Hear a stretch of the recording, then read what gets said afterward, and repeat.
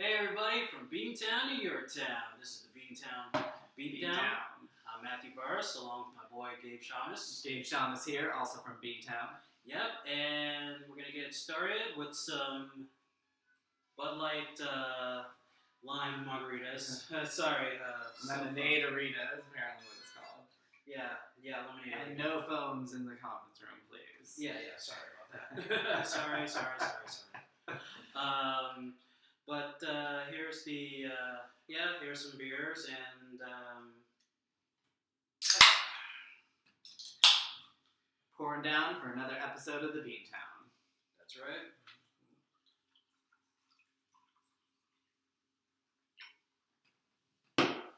Cheers. Cheers.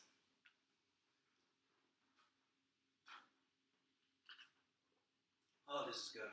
Yeah. Definitely some good stuff. Yeah, definitely had these before during sporting events. I've had these during fights, and this is one of the best margaritas Bud Light has come up with. That along with the cranberry and the apples. Yeah. Some of us are actually into more real beer, like me. Yeah. But for your festive event, I guess. There you go. Exactly. All right, so let's get into some headlines. First and foremost, a couple of weeks ago, Ronda Rousey was at WrestleMania. Ronda Rousey at the WrestleMania, huh? Yeah, she was at WrestleMania 31. She was in the stands when The Rock was confronting Triple H and Stephanie McMahon, and Ronda Rousey got in the ring. She said, any ring I get into is my ring, and then she judo flipped Triple H, and then put Stephanie McMahon in a little bit of an arm submission and threw her out of the ring too. Man. Oh yeah, definitely. That's some confidence. That's some freaking nose diving. Well, yeah, plus Ronda Rousey, and The Rock are in Fast and Furious 7, and here we go. The number one movie in the box office right now. Is it now? Yes, it is, and good publicity for the movie and stuff, and of course now the WWE fans and Ronda Rousey's fans are thinking, when's she gonna come to the WWE and stuff? That's always been our rumor for years now. And according to our manager, Ronda is not making any appearances at WWE anytime soon. But who knows? Maybe by next year, maybe they could do something. I mean, so you consider yourself a true MMA fan, right? Mm-hmm. So what do you feel about that? You've talked before on other shows that it's kind of some of you guys, the MMA, you think it's the WWE is a little weak. So would that be a betrayal for you guys? Well, no, it'd be bridging the gap, because the WWE was number one for years in pay-per-views and sports entertainment and stuff, and certainly all I heard about in middle school. Yeah, exactly. But now that the UFC is, and and having Ronda Rousey in there, having an MMA fighter there brings legitimacy to the WWE and stuff, and of course, Ronda Rousey. I mean, she got her nickname from Rowdy Roddy Piper, and for a second, I was like, whoa, Ronda coming to the WWE. I was like, man, the Bella Twins, Paige and AJ Lee, who's CM Punk's wife. I was like, man, those two better sleep with one eye open. But apparently that's not going to happen, so they got nothing to worry about. There you go. Exactly. And also, this Saturday night is Premier Boxing Champions again on NBC, and really they've been putting on some good shows. I saw their first fight on CBS with the Adonis Stevenson and Sakio Bika fight. Tremendous out there in Canada, and also put on some good fights on Spike and on NBC, and now they're on NBC again. First fight of the night, Andy Lee defending his WBO middleweight title against the former WBO middleweight champion, Peter Kid Chocolate Quillen. There we go. Yep, and Kid Chocolate is somebody I've been watching for a while now, and he's an amazing boxer. He's undefeated. He is a former WBO middleweight champion. He vacated the title because he wanted bigger fights.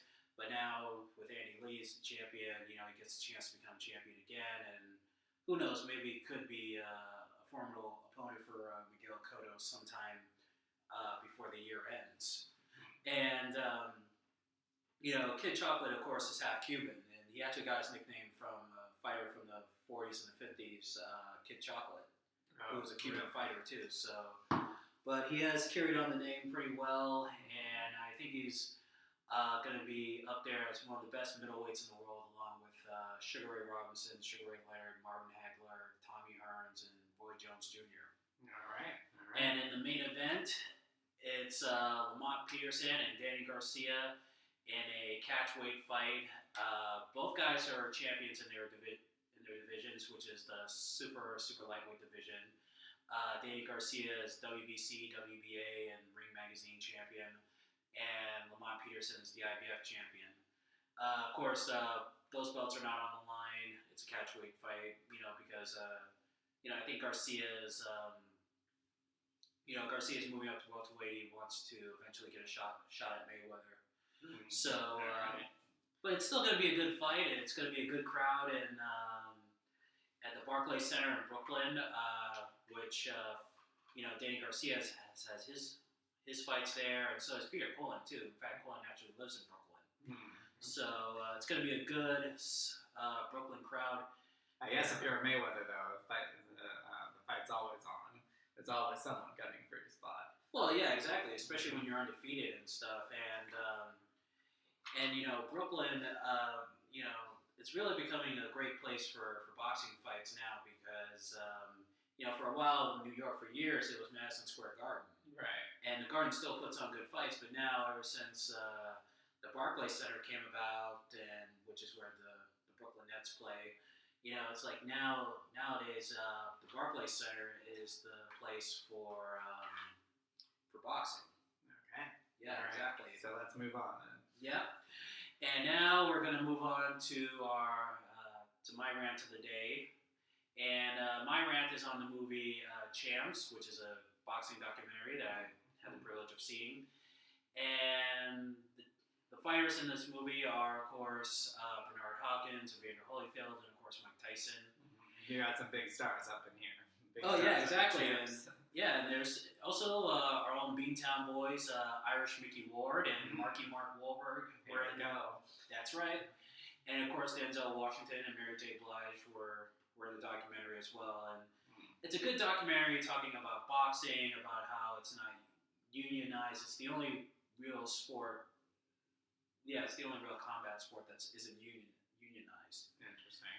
Like the NFL, the NBA, all those team sports leagues, they have a union, and boxing doesn't have a union.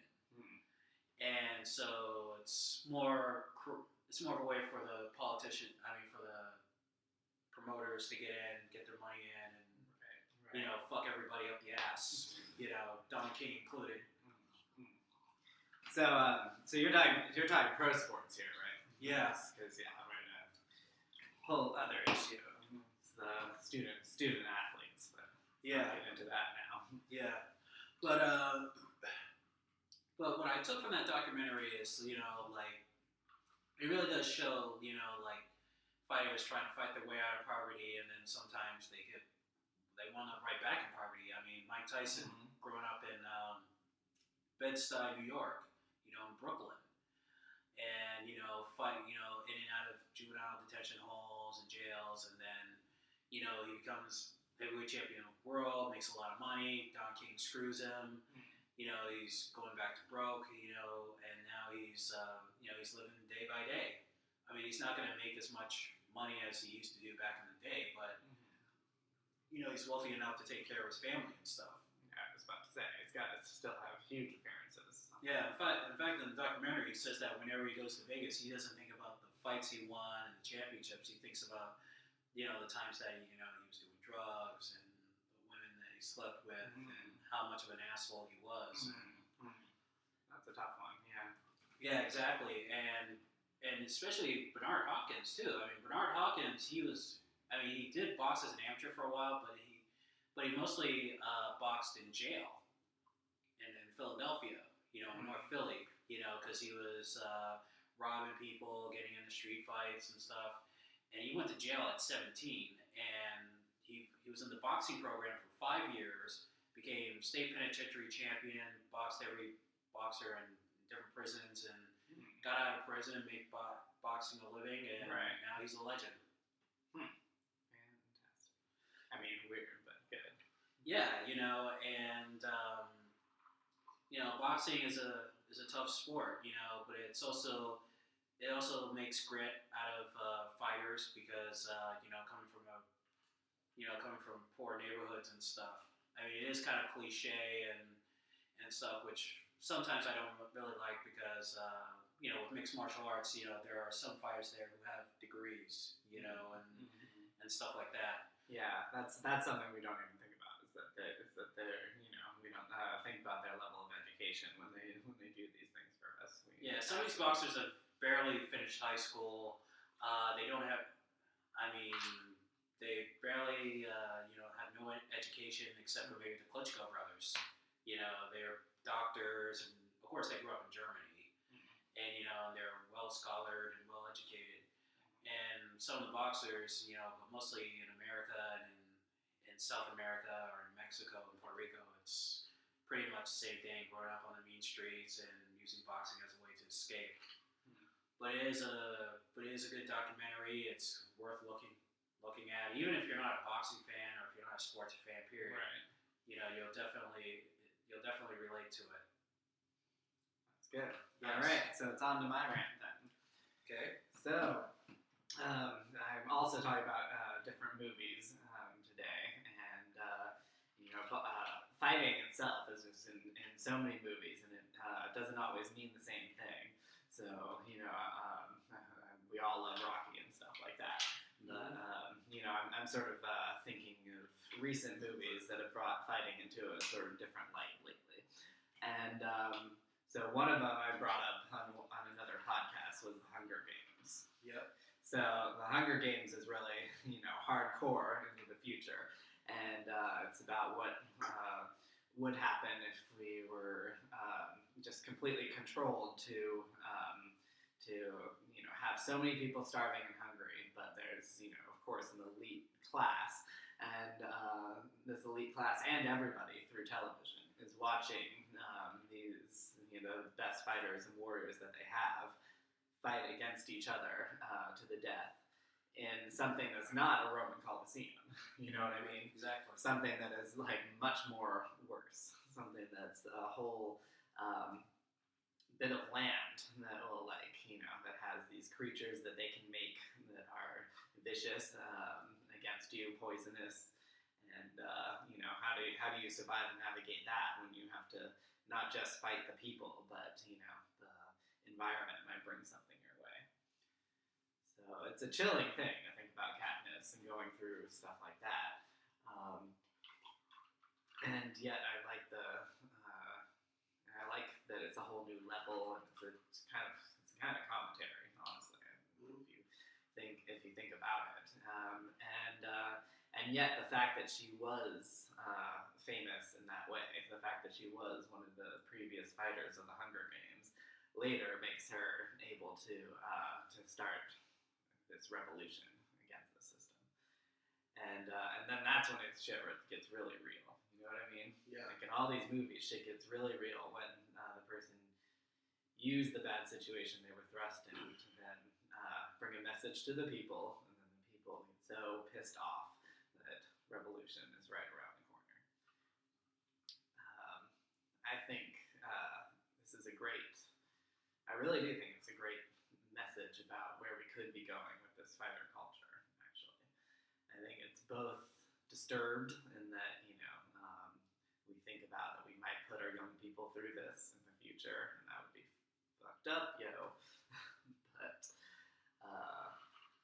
also, that we would still have awareness and we would still fight back. And the same thing that's happening in this country right now, Occupy Wall Street.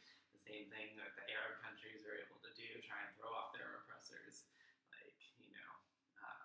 It is a message that could happen through, that could start with fighting culture, for good, better or for worse. In this case, it's worse, it becomes better. There's another movie that follows this exact same pattern, which is Divergent. And Divergent is a similar, but definitely not the same situation.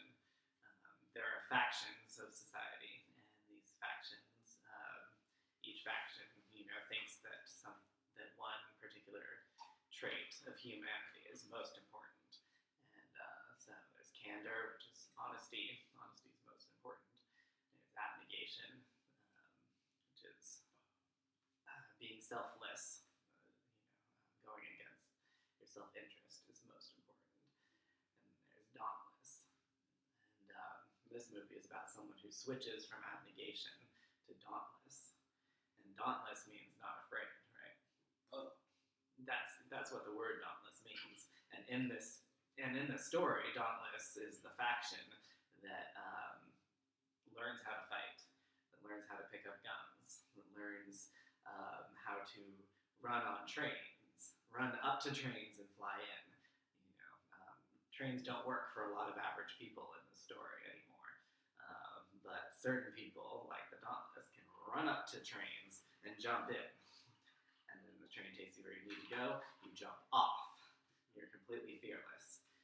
So anyway, not everybody fits into this faction system that they've made. And that's kind of what the whole movie's about. She learned through Dauntless to be a complete fighter. And you would actually, whether or not you were able to stay in Dauntless depended on your ability to fight. You actually had rankings, and the stuff we do now, if you talk about the scorecard, the bottom of the card, top of the card type fights. Yeah. You know what I mean? That's like the same thing that they do in Dauntless. They rank each other, and the people that don't make it, you're out. You're factionless, is the word. Which means you live without a faction. It's like being homeless to us. Yeah. So that's a whole other idea of what society could bring, and how fighting could both be the death of us and could save us. Yeah, I mean, well, personally, I don't know. I mean, it may or may not get that way, but I think, it goes back to. I'm not saying I think it will get this way. I'm saying that this is a good look at where we could be going. Yeah, and I think we can change it with everything we do. Well, yeah, I mean, in fact, nowadays, I mean, people, certain promoters like Bernard Hopkins, who's now a promoter, and he promotes some fights for Golden Boy Promotions, and while he still fights, Yeah. he actually encourages fighters to have their own accountants and their own managers and stuff like that. And it's good, it's good to know about the business, before you get into fighting, because with most fighters, they think it's just, go in the ring, do what you gotta do, and, win championships and you make money. Right. But they don't understand, the business side of it, making the money off of, not just, TV rights, and pay-per-views, but like the merchandise, and plus pay-per-views, is humongous. It's $1 billion industry. You know what I'm saying? It's, look at Mayweather right now. He's the richest boxer right now in the game. The multi-million-dollar deal at Showtime. And with this fight coming up with Paccio, I mean, he's gonna. You think he's gonna rake it in, even if he might lose? Oh yeah, most definitely. I mean, even if you lose, you rake in the big bucks. Yeah, of course you do. Of course you rake in the big bucks. But you gotta learn the business side. You gotta know who your manager is, the promoter is. You really gotta look into your savings and make sure you're not getting fucked out of money. Right. You know what I'm saying? And I do, yeah. Yeah, exactly. And that's why it's best when fighters become their own promoters. I mean, Roy Jones Jr., De La Hoya later on became a promoter, and Hopkins, and now Tyson is a promoter too. Mm-hmm. And it's good for fighters. I mean, in fact, even though some fighters are going to Mayweather Promotions and Golden Boy Promotions because they know that those fighters know what it's like to get screwed out of money, and so they like, okay, they know what it's like to be screwed out of money, and they're not going to screw us. But at some point, you have to, you gotta be your own man, and you gotta eat off your own plate. That's a phrase. That's definitely a phrase. And yeah, the idea that you also have to get good at either the business or the social. That's a whole other idea. And I think it comes up in other contexts. And even in one of these movies, even in the Hunger Games, actually, I just remembered, it's like that as well. He says their advocate or whatever they call it, their trainer says he's pissed off, he's drunk, he's fed up with the system and he's drunk, and he says, you want to know how you really survive out there? You get people to like you. Even though it's a freaking death trap in there, you can get people to send you supplies if you have connections, if you have, he actually calls it sponsors. Even in this story in the future, it's sponsors, because the sponsors get you a tent in there. The sponsors get you food from the sky, dropping from the sky to you in there. Medicine was snuck into her, So even then, even when it seems like these people are in the jungle, since it's for entertainment, if sponsors like you, then you've got a secret way forward. Yeah, same thing right now. You look at the the UFC. They got sponsors from Harley Davidson, and for a while it was like, oh, you can't get a big time sponsor, but then they got Bud Light. You know what I'm saying? Bud freaking Light, right? Yeah, exactly. Bud freaking Light, and you got Corona. With boxing. Boxing for a while was being sponsored by Budweiser and Coors and that malt liquor thing. What was the name of the one with the bowl? Oh yeah, the horns. Yeah, I forget the name of that. We're gonna remember. Yeah, you can tell. You can tell how old we are. We're getting old people. But and now it's sponsored by Tecate beer and stuff like that, and promote. It's good to have those kind of beer sponsors and stuff, and motorcycles. Harley Davidsons, and also what you said about making people like you and stuff like that. I mean, yeah, that's one of the things with that makes MMA so good is that with the fighters, you get their personalities and it's all different characters. It's not just a fighter who's from the mean streets and have to fight to survive. Right. There's wrestlers, who are educated and want to be in the Olympics. You got people who are really into martial arts. The karate and the bowing and stuff like that. And also, look at Mike Tyson too. I mean, what attracted people to Mike Tyson was he knocked motherfuckers out. Granted, some people eventually got fed up with it because he was knocking opponents out so quick, and guys were like, this is bullshit. I paid this motherfucker money. Does that always come down to it? Yeah, exactly. But so I definitely see the resemblance there, and you just gotta make people like you, and once the people like you, that's when the sponsors and all that stuff comes in. Same thing with even with basketball. And in the '80s, when Magic Johnson, Larry Bird, Michael Jordan, they started becoming popular. That's when the Nikes, the McDonald's, and all the commercials started coming in. And nowadays, you got NBA players coming out of college. They're getting the guaranteed $1 million contracts, and they're already getting shoe sponsors and stuff like that when they haven't even played. Granted, some of them do live up to the hype. But yeah, I brought this up in one of our other podcasts too. Remember, I was asking about gladiators. Are we sort of making these fighters into gladiators? And the thing about that is that not all of them can be the gladiators also survive by being magnanimous, by being likable, right? Right. So not all of them can have that. I called it the X factor on that Yeah. Not all of them can have that X factor that makes them like the most likable and like the great personality. But if they do, even if they slip up, we're kind of like, well, we like them. We still want them to be around later. Yeah, exactly. So definitely get what you're saying there, and hopefully in the future it won't be like in the Hunger Games, but hopefully mixed martial arts will still be around, or boxing, kickboxing will still be around. But I don't think it will be like the Hunger Games, by the way. I think it will be like Star Trek. Those of you who watched me before, Star Trek always comes up. Yep. So yeah, there's things that I've talked about before about fighting on Star Trek, and I think it'll be more like that. Yeah, exactly. All sorts of ideas about fighting. Mm-hmm. Anyway. And now we're going to get into our blast from the past, and this blast from the past, 10 years ago, the 10-year anniversary of the first season finale of The Ultimate Fighter on Spike TV. Yeah, and that was the night when Stephen Bonner took on Forrest Griffin, and I actually saw this fight at a New Year's Eve party.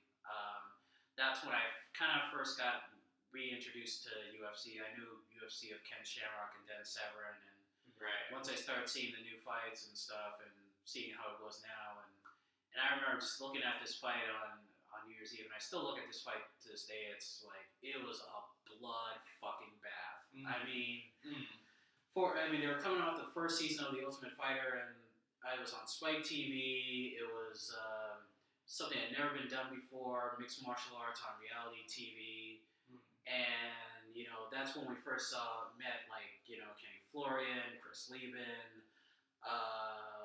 Scott Smith was on there. I think he was on there, and so was Stephen Bonner and Forrest Griffin.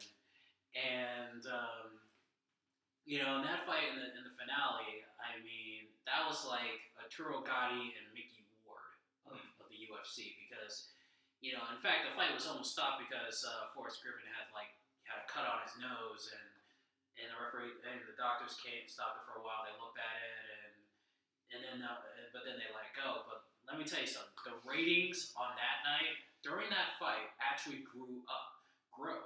They grew up. Fans were calling. People who were watching the fight were calling their friends saying, "Yo, you gotta turn on Spike TV. You gotta look at this fight. These two are going at it." Yeah, they were just going back and forth and back and forth. Bleeding, cutting each other up, and then of course Forrest Griffin wins the fight. He wins. He gets the contract, and Dana White was so impressed. He said, "You know what? We're gonna give both these guys $1 million contract to the UFC." When it was supposed to be only just one. Right. The winner got one. Yeah, and Forrest Griffin and Stephen Bonner, it cemented their place in UFC history and mixed martial arts history as well. And it's still an amazing fight, and it's because of The Ultimate Fighter. It's still around to this day. Matter of fact, new season coming up soon with.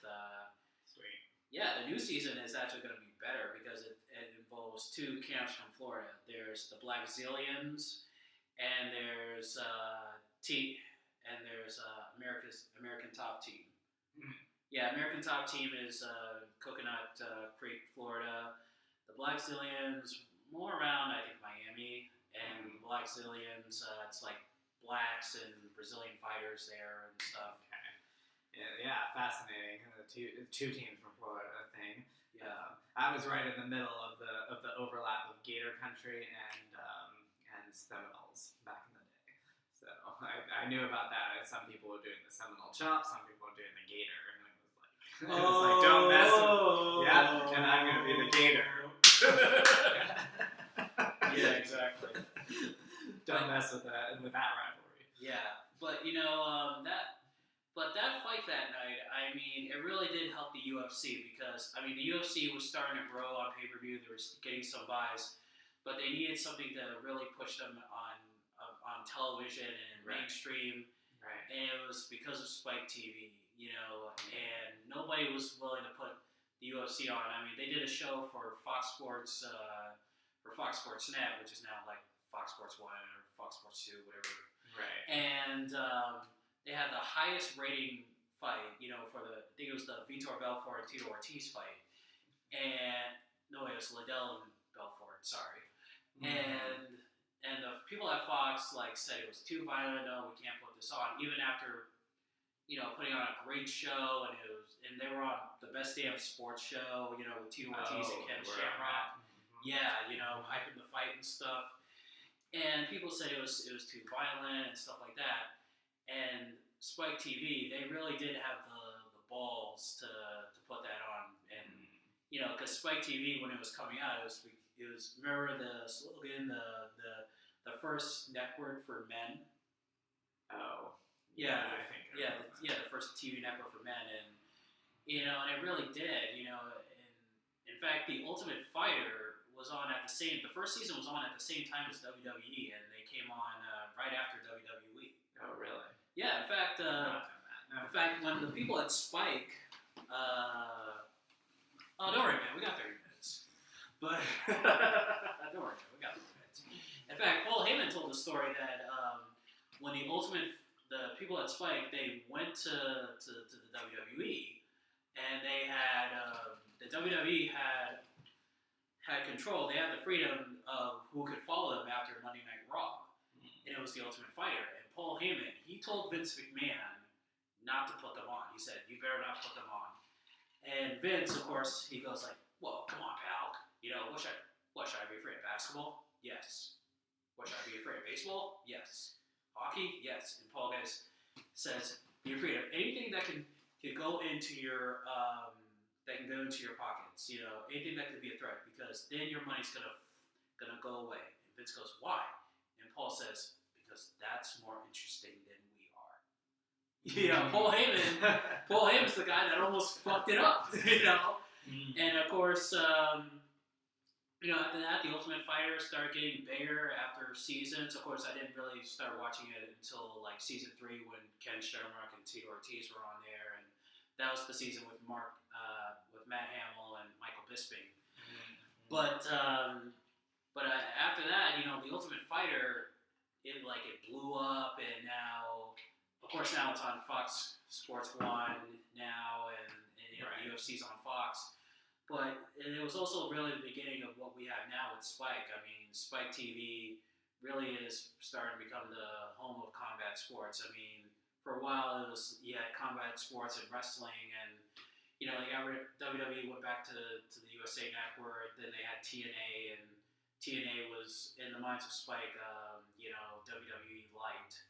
And now they completely got rid of wrestling, and it's completely combat sports now, and I think that spark was the UFC, because now they have Bellator MMA, which is a great promotion.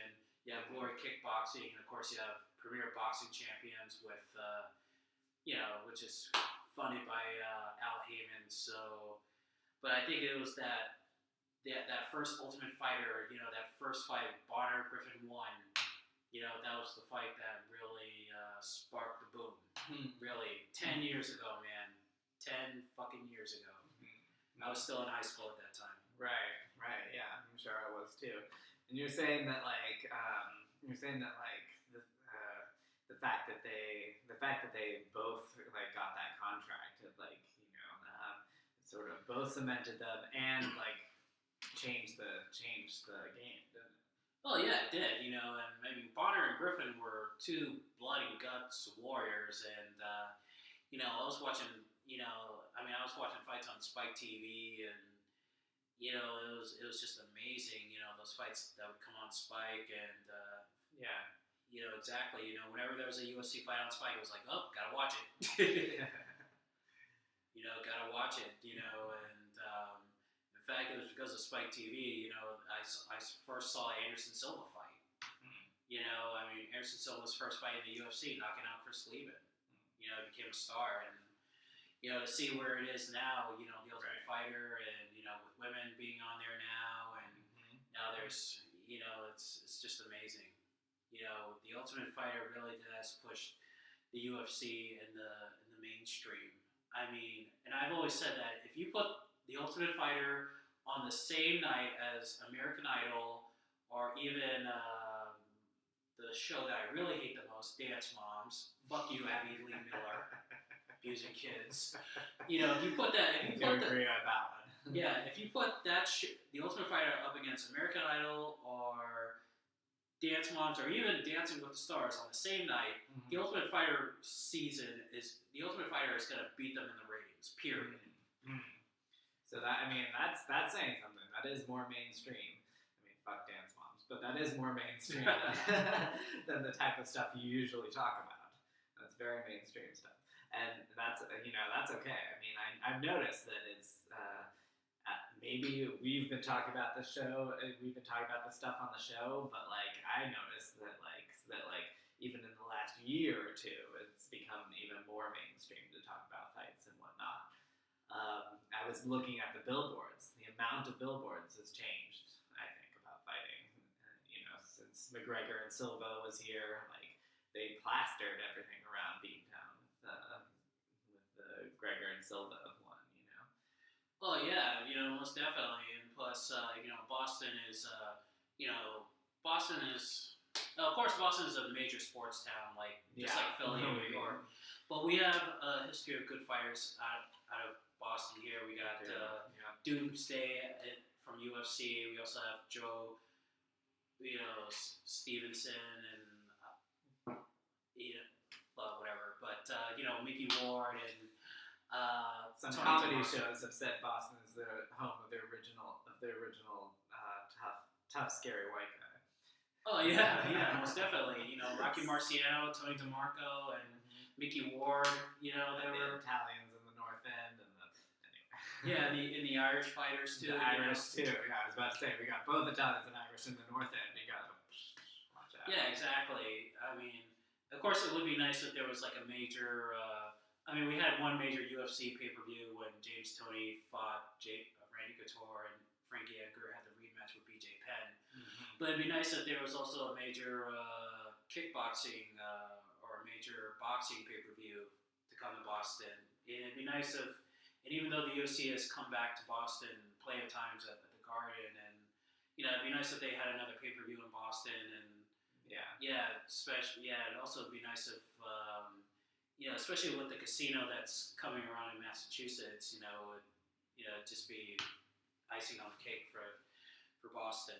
Mm-hmm. Yeah, most definitely. We should talk more about the Olympic bid. I don't know if now's the time, but I do want to discuss the Olympic bid coming to Boston thing. We can run for 1, 2, 3, 4, 5, 6, 7. We can talk about for maybe 9 minutes. 5 minutes. Okay. So the Olympic bid of Boston. I think it's fantastic that we were nominated, that we were that we won. We won in the U.S. So that's fantastic, and we're up against cities like New York and Chicago. I think it's a great idea in theory. You know what I mean? I think we could do it at the TD Garden in theory, and have all the Harvard and MIT people bring the lights and the shit. Make a really good, awesome spectacle. I just think about though, logistics and whatnot. It was we're always honored to have the president here and stuff like that, but when the president comes, frickin' traffic is gridlocked. You know what I mean? Yeah. So I don't know. I think about that, even though I think we would be much more prepared in 2024. I think we really would have some better problems to the stuff that we would have now. But at the same time, how would we be able to handle all this? Someone in the newspaper said it would be a horrendous undertaking. Even though I would love it, I agree. Yeah, exactly. Because especially with boxing, we have a lot of great boxers coming out of Boston, especially in the. Especially in Southie, there's a lot of great amateur Irish fighters and stuff. Just great amateur boxers, period, coming out of Boston. And for them to be in the Olympics and, to win a gold medal in their home state of Boston, it would just be amazing. That would blow us out. Yeah, we've had the NBA All-Star games here back in the 50s and stuff. We've had Yeah, So we've that's, had I the mean, NBA so finals. is that national? The NBA All Stars? Yeah, we've had the NBA All-Star Game. We have the NBA Finals here. We've had the World Series. We haven't had a Super Bowl here. It'd be nice if we had a Super Bowl game, That would be even if the Patriots aren't in it. Right. You know, we've had the Stanley Cup here. You know, but and we've had some big fights here. But it'd be nice. But for the Olympics, it'd just be the icing on the cake. It would be a fantastic icing. Yes. So I kind of want to see how it goes. I think it would be great to see if we could do it down the line for sure. Oh yeah, most definitely. And plus, we haven't had an Olympic in America since 1996. That was when the third Dream Team won the gold in basketball. I actually saw those games, and that was also when Floyd Mayweather was in the Olympics. He won a bronze medal. Really? Okay. Oh yes. So he won it here on home turf. Oh yes, Yeah. yes, most definitely. You know, and so it'd be nice to have the Olympics in the United States after so many years here. Alright, so we're gonna end the show here. Right. Look us up on YouTube. Go to youtube.com/circumscribe7. Subscribe, comment, tell us what you think about the show. Thumbs up, always appreciate it. Yes, always. And pretty soon, you know, we're gonna try and get on iTunes and what have you. Exactly. So from Beantown to your town, this is the Beantown Beatdown. I'm Matthew Barris. Gabe Thomas here, saying Vios con Dios.